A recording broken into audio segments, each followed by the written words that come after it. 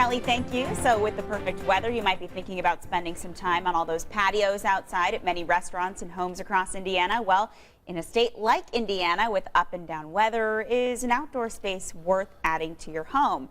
To answer that question, we are joined once again by our real estate expert, Greg Cooper, to find out if it's worth the cash, because it can be expensive. You know, Naomi, it's spring. It's time to porch or patio or deck or whatever we choose to do. So it's a great opportunity as we get into the spring for people to begin to think about their outdoor spaces and how they want to improve them relative to the value that they might add to their home.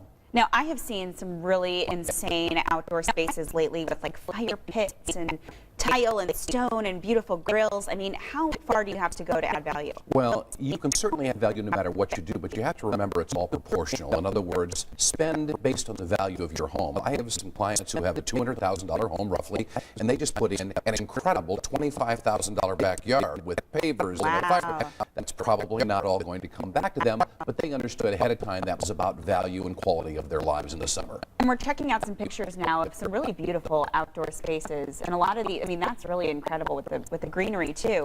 You have to think about that as well. You know, it's a combination of landscape, softscape, the furniture that you use, and you can use things in Indiana because the weather's so harsh in the winter. You can use things that you can put into a safe area during the winter that will still look spectacular during this particular time of year. What would be your go-to for something that definitely will add some value?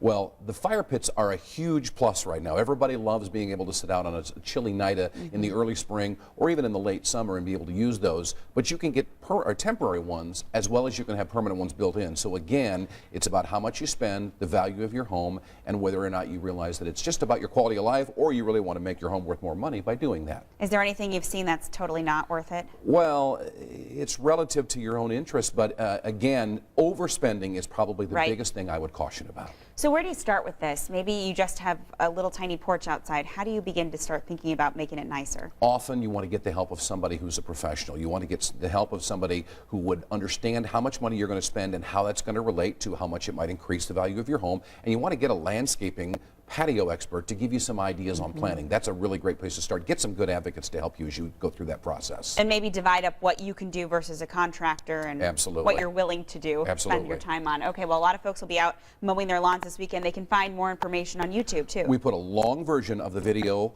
on YouTube on WTHR.com and the Real Estate Update, and we also put some extra videos on there. We had some hail this week. Yeah. How can weather-related damage relate to the sale of your home? We got a great video up offering some thoughts on that as well. Great, Greg. You're always wonderful to have. We appreciate you coming in and giving us all these wonderful tips. Enjoy the weather. Great Maybe to be a here. patio Thanks. this weekend. All right, thank you.